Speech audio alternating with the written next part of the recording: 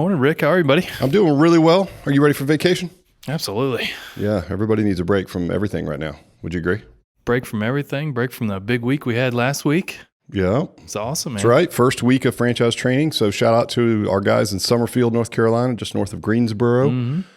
Lara and Kathy and Matt, they're going to be rock stars. So look for them. First alloy facility to open. So we're super proud of them, and we're psyched to get our first franchisee up and running. You know, we've got some more sold and ready, but looking for real estate, which is turning out to be a bit of a challenge. You know, It seems like everything right now is on hold. Even commercial real estate, where the general mood is like, do we commit now? It looks like we're sort of up against it. We're going to negotiate a good deal. The general consensus seems to be that commercial real estate will be much more affordable moving forward, just because of the sort of correction in the market, if you will, or the fact that there's going to be less space or less people to fill those spaces. So we'll see. But yeah, man, so far so good. Yeah, and by the way, you guys did a great job. So thank you. As you know, I only did the first hour of brand overview and rah-rah, and then you guys stepped in and had to do 6 full days of training. You killed the hour. Great job. Oh, thanks. Yeah, right.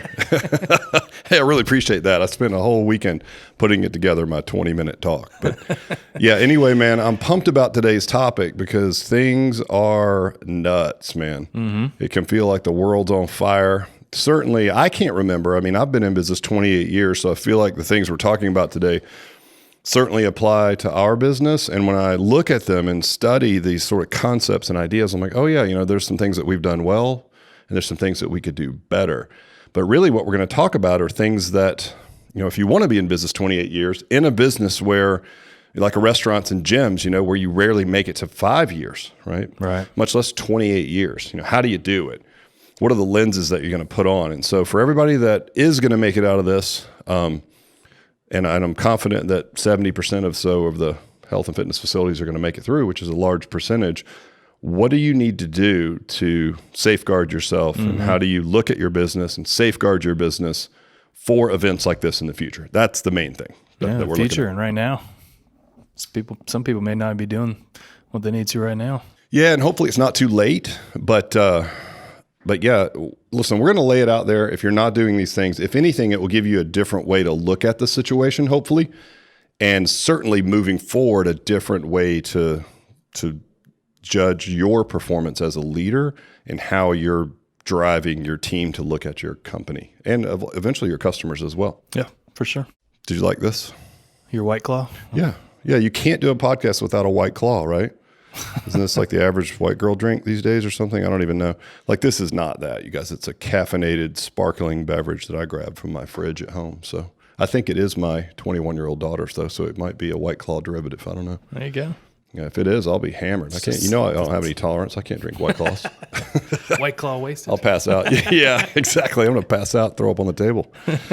All right, man, let's dig in. So we're really going to look at, that we love the power of 3 in communication. So today we're going to look at 3 concepts that how you should look at your business, and then ultimately how you should operate your business. Yeah, you want to kind of share where we got these? Yeah, so I'm a big fan of Jim Collins. Now, Jim Collins wrote a couple of really famous books. He's had some smaller, pretty significant books since, but the big ones were Good to Great, mm-hmm. and then the second one was Great by Choice. And if you haven't read either one of those, I would suggest it, and that's actually the order. Good to Great, and then Great by Choice. And so in both of those books, he lays out sort of stories of real leaders and how they led and how they did it, and a lot of really good concepts that are really often used in business come out of that. And I really enjoyed even more so Great by Choice because they studied companies that in the same time frame, and it was a long time frame, maybe 20 years, why there were some companies that were 10x, 10 times better than their direct competitors, mm-hmm. and what were the traits. And I think, you guys are going to be surprised to hear that it's not the things that you think it would be, right? It wasn't being the most innovative. As a matter of fact, that was not it, right? It wasn't about, growing the fastest, and it wasn't about being the most relevant, and it wasn't about any of those things. And so it's really about that boring, long, slow, one of the concepts we'll talk about, 20-mile march, mm-hmm. and what is that march for you, and then how to do that really well. But anyway, both of these concepts come from Jim Collins, and I'm in a business group called Vistage. Yep. And Jim Collins did a series of videos just for Vistage. So I think there's one that's publicly on YouTube that we're going to talk about, and the other two concepts are not. They were just sent to my Vistage group only. So yeah, let's dig in, man. See if we can help some folks. All right. So the first one is the Stockdale Paradox. So what is that? Yeah, great question. So there's a guy named Jim Stockdale. He was a POW during Vietnam. So he was in the Hanoi Hilton. He was there for, I believe, 8 years. And he was the highest ranking officer in the POW camp. And so, that's a lot of burden for him, right? So it's not only a burden because he's the guy that is probably going to receive the most torture or, scrutiny and communication with the enemy, but he's also still, even though they're POWs, he's still the commanding officer of his troops. So he's got them, to look after as well, and they have to look up to him.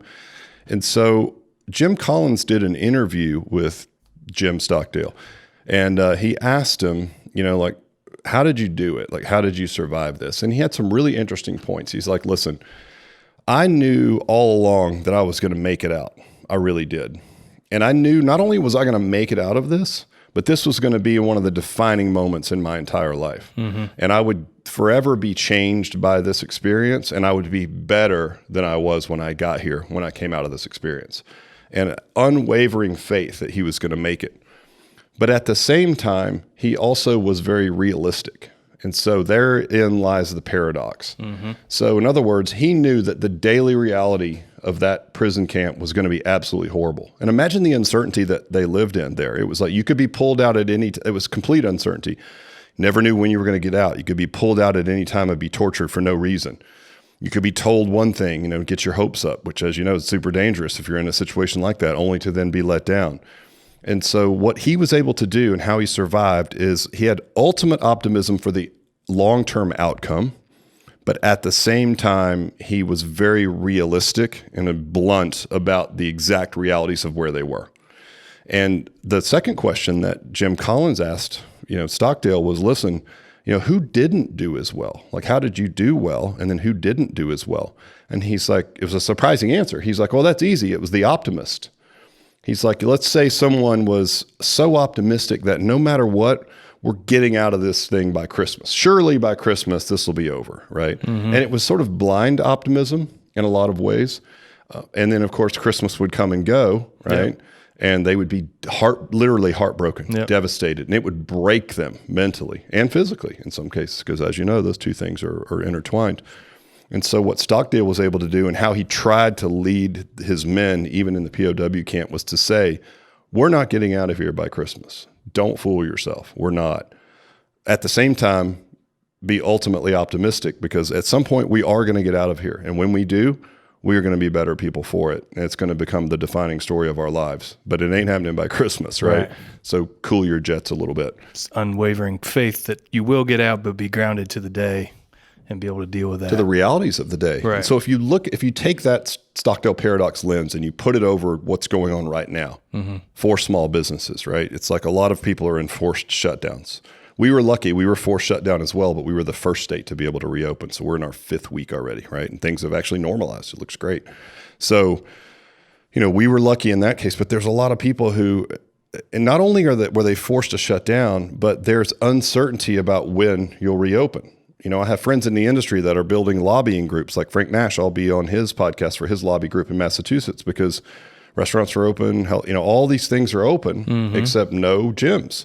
Right. And then the date keeps getting pushed back. Minnesota, no dates. LA pushed way back. And so it's not only the fact that you're forced to shut down. So if you look at that through the Stockdale Paradox, there's this horrible thing that's happening to your business, which is like a living entity to you if you're an entrepreneur. But there's also the uncertainty, right? So you don't know if you're getting out by Christmas. You don't know if you're opening by June 1st, or you don't know if you're going to have a chance to open by the end of July. So when you take his Stockdale's lens and put that over what's going on right now, it's super relevant, because you have to have unwavering faith that you're going to make it through this, right? That your business is going to be okay. And in a lot of ways, if you do, it's going to be a better business. Not unlike Stockdale coming out as a different person. You're going to be a completely different and better business if you make it through this. But the fact is, the cold, hard fact, the reality and the paradox lies in the fact that between now and then, it's going to suck. You're going to have to make really hard decisions about personnel. You're not going to make as much money. You may have to change your business model. You may have to renegotiate your rent. You might have to shrink your model and do what Alloy's doing and go to small group personal training because that boot camp you're running just isn't relevant in a post-COVID environment because you can't socially distance, whatever these things are. So that's the lens that you have to put over your business right now, where the paradox is the ultimate faith. And this is something you have to pass down to your team as well. Like, we are going to be fine. We are going to make this, and we are going to be better, stronger when we come out of this thing, right? Stronger together, literally. But meanwhile, it's not going to be easy. I'm not going to lie to you guys. It's going to suck. It's going to be weird. Clients are going to be odd. They're going to come in. Some are going to wear masks. Some people are going to tell us we're hurting people. Some people are going to say we shouldn't have ever closed. It's not going to be easy at all. But that's the paradox, and that's the world that we have to live in. And I think when you look at our business, we went through 9/11 and we grew. We came out of better business, period. We went through the stock market crash, 2008, 2009. We grew a little bit, but we came out of better business every single time. So certainly this one is the most impactful, for sure, of anything we've been through. At the same time, I think if you understand this paradox and you understand what the other side of this looks like, you almost relish it in a way. Stockdale was also a fan of the Stoics, and as I am, I don't think I've ever even talked about that. But basically, the premise of the Stoic philosophy is that control what you can and don't worry about what you can't, right? So that's essentially what Stockdale's saying. Like, this is what's right in front of us. Today is going to be scary. It's going to be uncertain. It's going to be hard, but ultimately we're going to be okay. And the Stoic is the same thing, right? Just again, a basic premise is control what you can control, what's right in front of you. Don't worry about what you can control, but ultimately, if you control what's in front of you, you're going to have a positive outcome, whatever that outcome is, right? You're going to be better off than you were. That's great. Yeah. So that's the idea. And that's a really good lens for everyone to put on their business right now. So started out with Stockdale Paradox, which I thought was really important. What's our next one?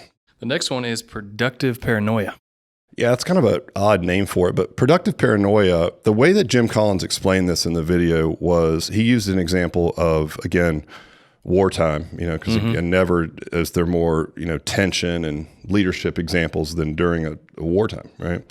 So Winston Churchill in 1940, Germany, the Nazis had decided to turn their attention west, and they were pushing their way through France.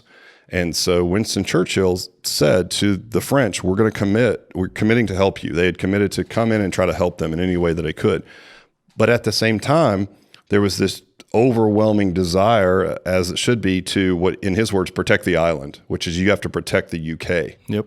So he went to his commanders and he said, okay, listen, we're going to commit as many resources as we can to help France, to fight the Germans, but we need to protect the island. So how many squadrons of aircraft do we need to protect the island? Just in case that Paris fell, right? France fell. Again, it goes back to the Stockdale Paradox. You're sort of hedging your bets. Like, you're hoping that you can go to France and you can beat back the Germans.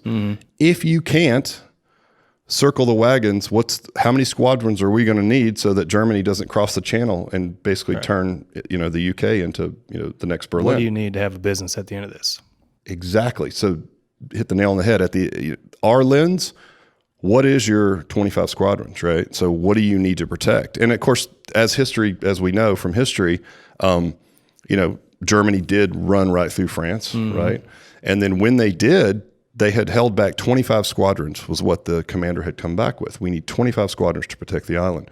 And lo and behold, the Germans blew through France and started to attack the Battle of Britain. They're flying these aircraft across the channel, and the British are taking their 25 squadrons and they're going right at them, right?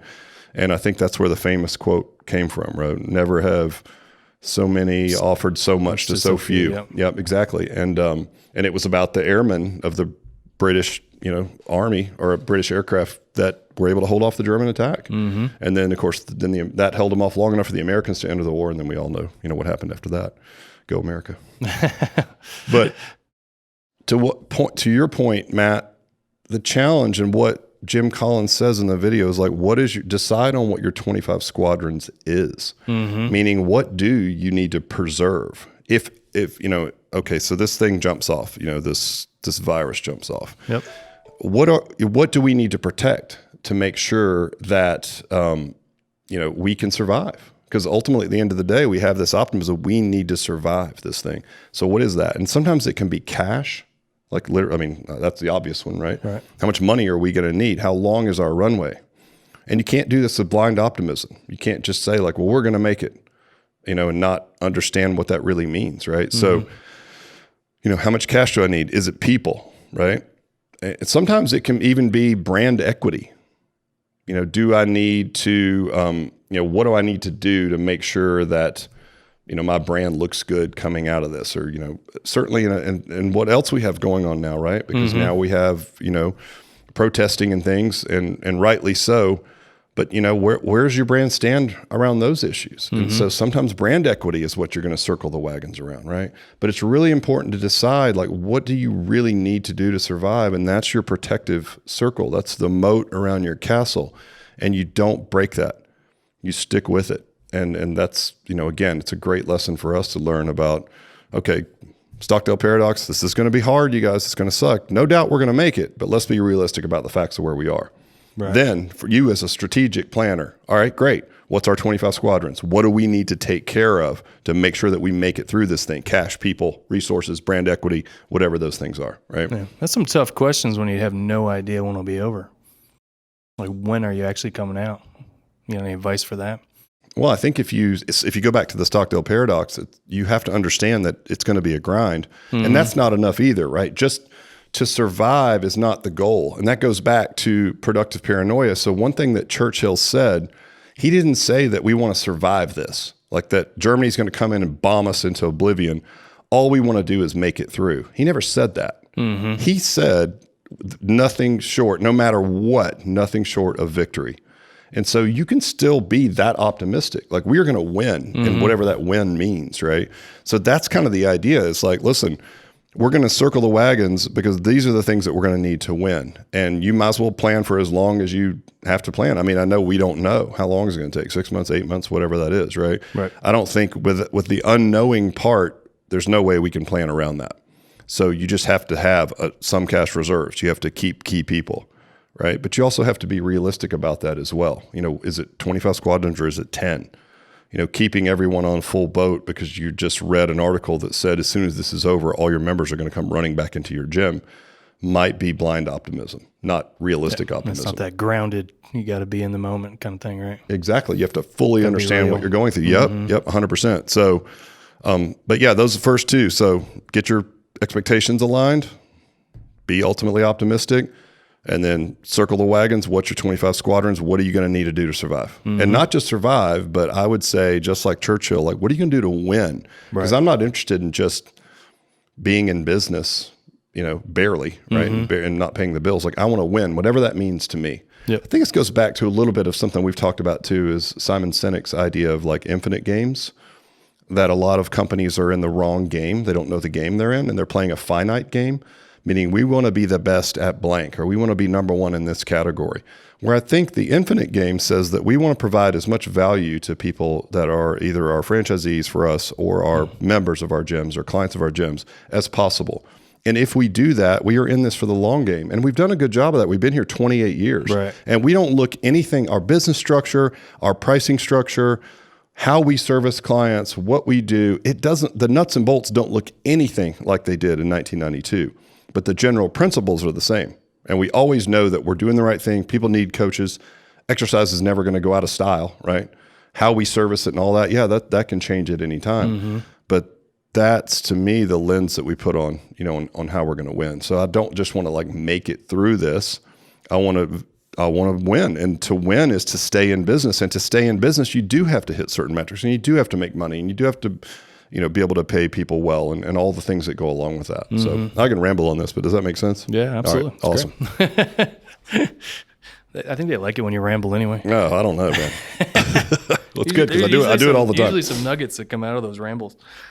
All right, you ready for number 3? Yeah, final one. Yeah, final one. Fanatical discipline. Yep. So fanatical discipline, in the book, Great by Choice, there's a phrase in there that I always use. And a lot of business leaders, if you want to use that word, use this. And it's called the 20-mile march. So in the book, he talks about 2 Arctic explorers. And I don't remember the other guy's name. The one that did, I think it was Ardmanson. I'm probably butchering the pronunciation, but basically they're racing to the South Pole, right? And one of them, Arminson, uses this technique that's now referred to as the 20-mile march. And so it's getting up every day and doing 20 miles. Now, this doesn't matter if it's like horrendous, horrible winds and freezing temperatures, and I mean, as it was, obviously, or whether it's a nice clear day when you could make more progress. Because the natural inclination, and I've heard there's a lot of phrases around this, like get while the getting's good or strike while the iron's hot, you know? Right. And so you'll find that you need to surge at a certain amount of time in your business, right? And that might mean, well, a good example of that, surging might mean overextending, right? So I was listening to a great podcast today, and it was a restaurateur, and all the metrics leading up to this, right, had told this lady that everything was aligning for her. And she was making money, good money, in all of her different restaurants. And she had a formula for how she would do this. She would purchase the property, and then she would leverage personal cash from the other businesses to fund the building out of the new business. And this is in the millions of dollars, right? But it was okay because it was all basically a cash flow formula, right? So it was like, well, I'm cash flow poor now, or I'm cash poor now because I've spent all this, but this cash flow that I'm always coming in, it's never going to go away from these restaurants. It's going to build my reserves back up and I'll be fine. And this is my financial formula. Well, lo and behold, COVID hits and the restaurants are shut down. And she's planning on opening 5 restaurants in 2020. So imagine you have 5 restaurants, some are under construction. One just finished like a month before the shutdown. She trained 200 people. It's like 3, 2, 1, ready to launch. You're shut down, right? No money. Not only no money, but all the personal savings that she had, all that cash that she put out that now would be in her, it should have stayed in her 25 squadrons, right? Per that point, it did not. Her formula worked when the getting was good.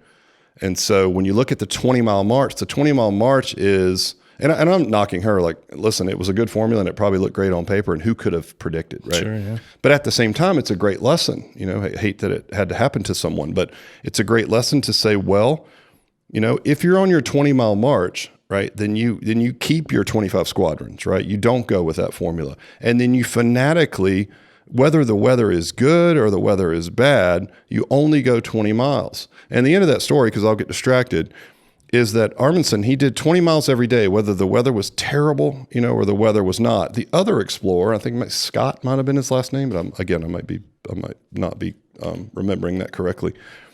But they did it the opposite. So if it was great weather, they might go 40 miles, right, or 50 miles. And then if the weather was really horrible, they might like circle the wagons and just be like, ugh, and they're beat up from the day before, and we'll just stay in the tent today, right? So it was sort of this surge and back and surge and back. It wasn't the discipline, no matter how shitty it was, or can you hold yourself back on a nice day? Meaning when you're killing it in your business, can you hold back a little cash? Are you going to overextend yourself? Or can you hold back, right? Or when the weather's terrible, are you going to just circle the wagons and do nothing? Or are you going to continue to 20-mile march, right? So Arminson ended up getting there first, a few days or hours even before the other explorer, who was completely disheartened to find that he had been beaten to the South Pole. And then he and his whole crew perished on the way back, right? From exhaustion, from that push. And so it's this surge and back and surge and this erratic sort of behavior, right? Or plan. Very similar to what people do in business. The business is great. I'm going to open 3 locations. I'm going to leverage myself to the teeth. Go. I'm going to leverage myself to the teeth. I mean, look at the housing crisis, right? Which crashed the market. It's like, yeah, well, I could just, I could take the equity in here and then flip it into this house and just keep going. And I'm leveraged to the teeth. Market crashes. Here we are. My balloon loan is due, right? I can't afford to make my payments anymore. Everyone's defaulting on loans. The whole thing comes crumbling down. So very similar here. And when in Good to Great, when they studied the companies that did 10x better, again, they weren't the most innovative, they weren't the most creative, but they were fanatically disciplined in the sense that they all did their 20-mile march. So as your company, you have to decide, what is your 20-mile march? Because regardless of whether you're in a pandemic, right, whether you are in times that are amazing and you're making money hand over fist, you have to stay disciplined to these. And a lot of this comes down to just metrics in your business. So for us, it's like, how many leads do we need? How many of those leads need to come to the gym? Of the ones that come to the gym, how many do we close? What does our retention rate need to look like? Those metrics don't change. Right. And it's really hard for leaders to get caught up in the energy and or lack of energy or paranoia of a situation and make rash decisions. Like, we're not doing anything for now, or I'm gonna do this, or I'm gonna do that, and you're just knee jerking to the situation. When if you look at this discipline of the 20-mile march in our business, you should still be marketing. We continue to market even when we were closed. Why? Because we need a certain amount of leads before we can get a certain amount of shows. Maybe those shows mean they're only showing up to phone calls now, but they still have to show up. And a close, maybe we're closing them into a virtual membership and not closing them into a live membership in the gym. It doesn't matter. That's a fanatical 20-mile march. And guess what? Just like the Stockdale Paradox, this kind of sucks right now, like trying to figure all this out, but I'm 100% optimistic that, I have faith in humanity, right? In general, that we're all going to come out of this. I think we're going to be a better nation. I do. I think we're going to learn a lot from COVID. Certainly what's going on with equality and what we need to do there. I think it's a really good opportunity. And I think manhood will do what I think we can do, which is I think we're going to come out of this stronger. But when we do, and if something amazing happens and there's this, like rainbows and sunshine, period of days, we're still going to 20-mile march. Right? I'm not going to open 20 more gyms or do anything crazy during that time and get overextended because you just never know. Right. And when you look at that, you think, oh, well, that's kind of boring. Well, yeah, it's about doing the boring work every single day, whether times are really, really hard or whether times are really, really easy. Don't overextend yourself when they're easy. Don't throw in the towel and give up when they're really hard.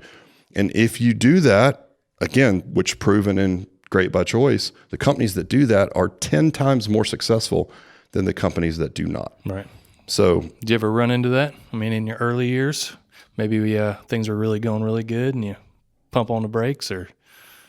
No, I think honestly, and I usually am the one to be my worst critic, but I think these are things that we've done pretty well, I have to say. I mean, I think that, that I've just can't be around for 28 years if you don't. Well, exactly, especially in the fitness business, right? How to stay relevant. And it's not about being the coolest and the slickest and, the fanciest and the smartest. And again, some people grab lightning and they make a run at it, and that's great. But again, if you go back to infinite games, like my goal is to make money and be in this business forever. And I'd love to leave a legacy and have Alloy be here long after I'm gone, whatever that means, right? Well, to do that, things are never as good as they seem when they're going well. And by the way, things are never as bad as they seem when they're going bad. So if you take that sort of stoic philosophy and you look at Stockdale Paradox and Productive Paranoia, right, and then Fanatical Discipline, you're going to be fine. You really are. But you have to, the hard part is doing the boring, grinding, really important work every day with conviction and also getting your team to do it. Part of that is metrics though, right? So we can't get away from the fact that, like, even though we're playing an infinite game to stay in business and make money and make people happy and change lives, there still are metrics that need to be met. So the 20-mile march, a lot of that is what we just talked about. Keep those metrics alive even when times are tough, and then make sure you reel them in a little bit and keep those metrics alive even when times are great. Right. So, and that's hard to do. That takes, again, it takes fanatical discipline, and it takes real leadership to, like, rein your team in when things are going well. Like, we should do this, we should do that. Yeah. Well, I would say that if people are in real trouble are the ones that say things are going really, really great. They maybe never experienced any bad times, and they may not even be measuring anything. Oh, I mean, I'm going awesome. I got it. And then now they're like, uh-oh, but what do we do? Well, and I think what we've done well, even as a licensure company, is when we talk to people, it's about the 20-mile march always. Right? It's always, there's always these big ideas. What do you think about this? And, could this change, our numbers? Could this drive, more engagement for training if you're a big club? Or could this be like, what's the latest digital marketing, campaign or strategy for, my studio business? And all of those things are important. But at the end of the day, we're always just asking the same questions. It's like, none of that matters unless, okay, well, do you need a new digital strategy? How many leads have you had last month? How many of those leads came to your gym? How many of those signed up for something? What was your retention rate last month? Right. Normally, if we can just get those high-level metrics and hold people accountable to those, I can tell you where your problems are. And you're not 20-mile marching because you're chasing every squirrel that runs through the room that looks exciting, and everything that you've touched has turned to gold because the market is great. And honestly, you're only good as you have to be, which I've heard somebody say that. So if the market's great and you're making money hand over fist and you're doing all kinds of wackadoodle things to do it, to you, that's the normal. But like you said, if you haven't experienced it yet, welcome to the real world. Right. That shit doesn't last, right? No. So stay on your 20-mile march. Stay focused on the things that are important, and then you are in the infinite game, right? So there's finite games within the infinite game. So stay on your fanatical discipline, plug away, stay with your metrics, make sure your team is chasing those same metrics, that they also understand what we're doing, right? Because it can get boring and it can get redundant, but there's beauty in the ability to execute those things over and over again. And it's proven in large companies and small that if you can, I mean, hell, we've been here 28 years and I'm not the most exciting, dynamic guy in the world, but by gosh, I'll get up and plug away at the basics every single day, right? And it's paid off. We've been here 28 years. Well, it's not just small companies, big companies as well. Jim Collins proved it in his book. So I hope that helps everyone. Again, 3 lessons directly from his teachings or his books. But I loved them because when I hadn't studied these concepts until everything happened. But when I looked at it, it's probably one of the few times I've been like, well, that's pretty cool, because I think that we do those things pretty well and we could do them better. And now I'm even more convicted to these concepts, and I hope they help everybody here. And I think it's the right way to look at your business during a time of chaos, for sure. Yeah, for sure. It's awesome, man. Thank you. All right. Appreciate it, Matt.